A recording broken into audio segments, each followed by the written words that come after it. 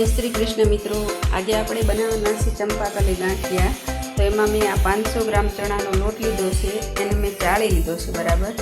પછી આ 1 વાટકી તેલ લીધું છે, અને આ પાણી લીધું છે, અને આ અજમો છે, અને આ સોડા છે। તો આપણે આ 1 વાટકી તેલ આ તપેલીમાં ઉમેરીશું, અને પછી તેટલું જ પાણી આપણે એમાં ઉમેરીશું।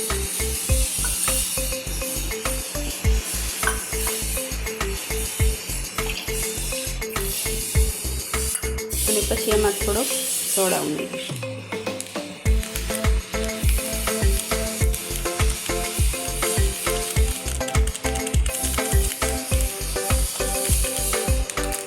પછી હવે આ મિશ્રણને આપણે બરાબર મિક્સ કરવાનું છે। તો મિત્રો આપણું મિશ્રણ બરાબર મિક્સ થઈ ગયું છે, આ રીતે થઈ જશે। પછી હવે આ લોટ છે ને એમાં આપણે સ્વાદ પ્રમાણે મીઠું ઉમેરીશું,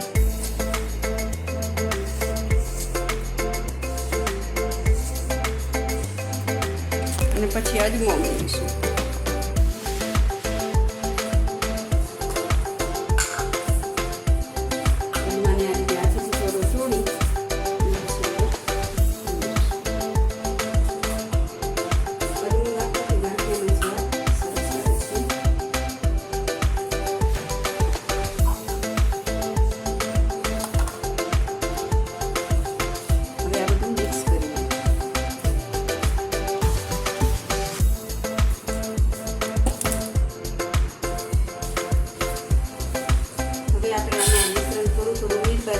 અને લોટ બાંધીશું,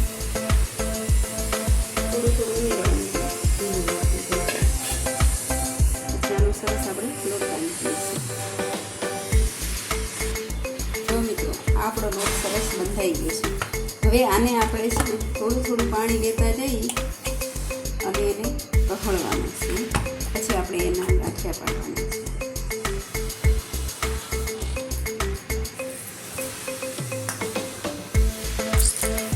એકદમ કૂણો કરવાનો છે, એવી રીતે એનો કલર પણ ચેન્જ થઈ જવો જોઈએ।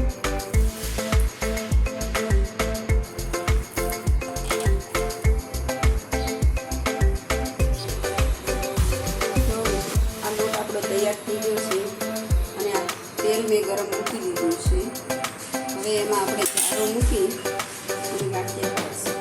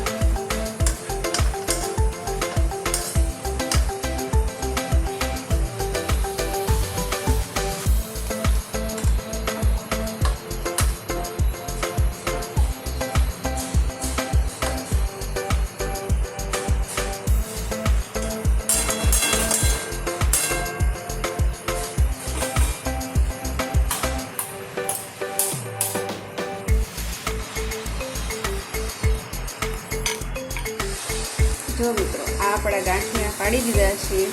હવે એને ધીમા તાપે થોડાક ચડવા દઈશું, પછી એને ફેરવશું।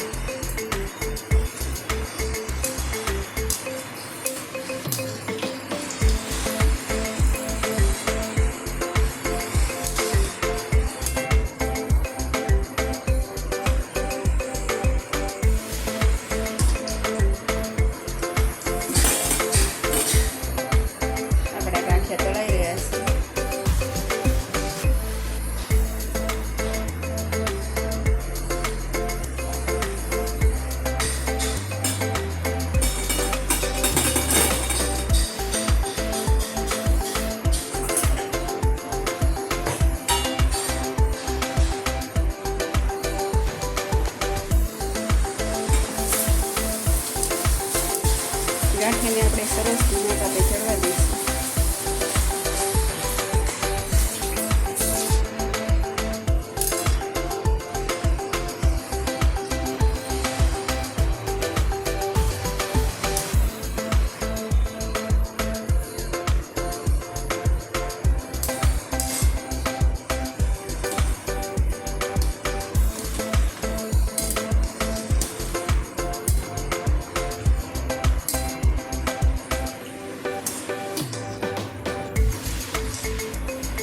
ગાંઠિયા આપણા તળાઈ ગયા છે.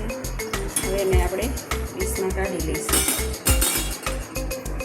જો મિત્રો, આપણા ગાંઠિયા સરસ પોચા બન્યા છે અને ખાવામાં પણ સરસ છે. આપણા ચંપાકલી ગાંઠિયા તૈયાર છે.